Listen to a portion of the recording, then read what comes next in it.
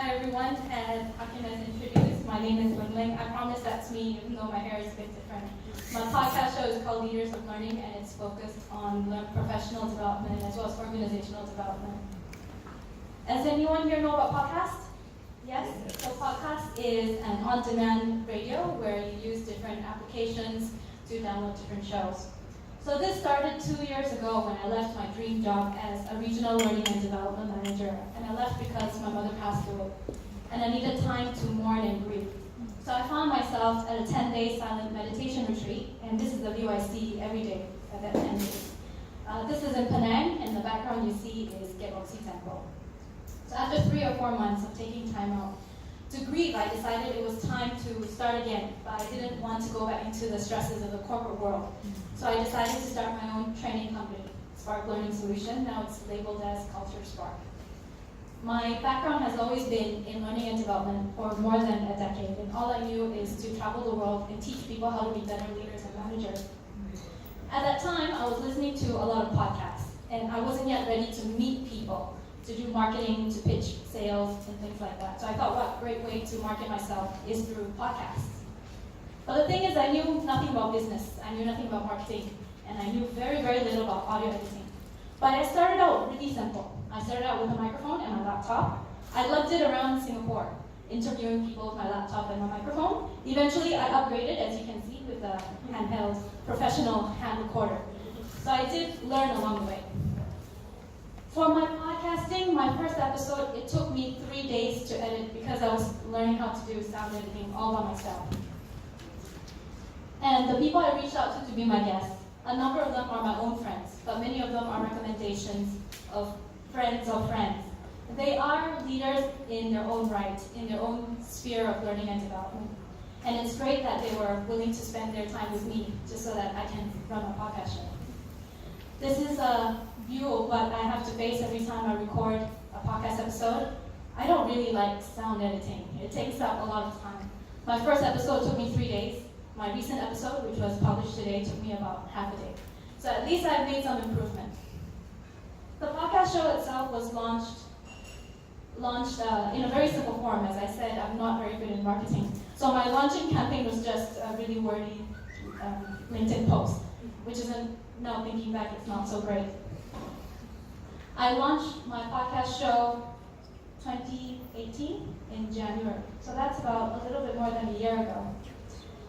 And last year, I was speaking at a community International Women's Day talk, and this was held at a yoga studio in Singapore. And it was also the first time I spoke out publicly that I am a podcaster. So that's my minimal way of trying to market myself, even though I didn't know much about marketing.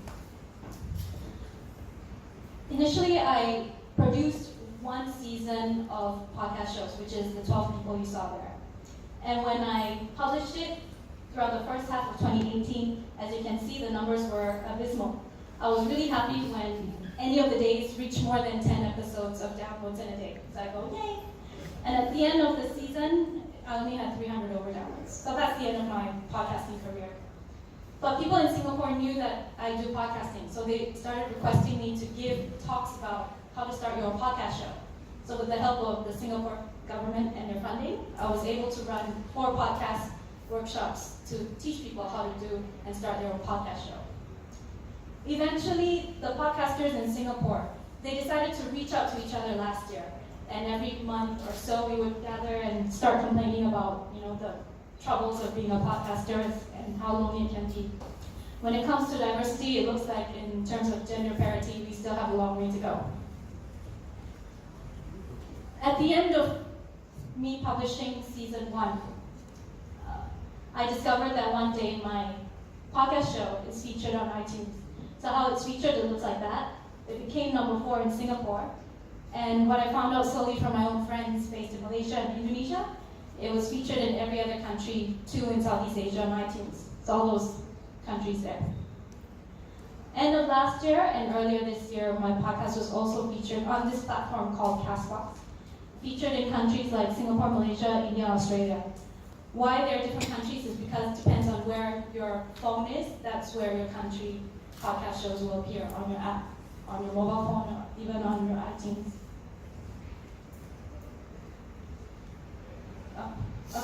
So I'm going to talk some more. So because iTunes and Castbox featured my podcast show, of course, naturally, and I really hope, and I hoped that more people will start to listen to my podcast show. And why I did podcast was initially to market myself. But unfortunately, when it comes to marketing, the number of leads and the number of queries coming in about my training program isn't particularly fantastic. But because I was featured in November last year, my podcast reached about over 100,000 downloads. And last month, it reached over 150,000 unique because I gained visibility in my podcast show, I was also featured in a number of local podcast shows. All of them here are based in Singapore, except for the Tower of Confidence. The podcaster, she's based in the Philippines. Many of them interview me mostly to find out the secret of why my podcast show received so much downloads. But in my mind, when it comes to downloads, it doesn't really matter because the whole purpose of me running a podcast show is so that I can get more business, right? So that people will inquire me about my training program, so people will inquire me about all of these things. But it's only when I spoke to my podcasting friends, only then they told me how fantastic my podcast show is. And they gave me this podcast show as context behind it. So based on Libsyn, which is a podcast hosting platform, they say that only 7.4% of all podcasts has 5,000 downloads per episode. My podcast has more than 5,000 downloads per episode. And here you can see the difference. Last year, season 1, the most I had in a day was 18 downloads per day. This year, the most downloads I had in one day is 1,861 in one day. Instead of being listened to in 27 countries, it had increased to 106 countries. And just before the talk today, my download has increased to 170 over 1,000. So in just 1 month, I had 23,000 increase of listeners. So I'm really, really grateful that my podcast is being listened to everywhere. So today I just published the final episode of season 2, and it's by this lady, Andrea Edwards, whom I greatly admire. And it's an episode about the power of speaking up. One of the reasons why I wanted to do podcasting is because I felt that the podcast sphere is not diverse enough. And the only way to make it diverse is if we all speak up and take the time to speak up. So thank you very much. Ladies and gentlemen, a round of applause to Magdalene. With the basic research, who here listens to podcasts?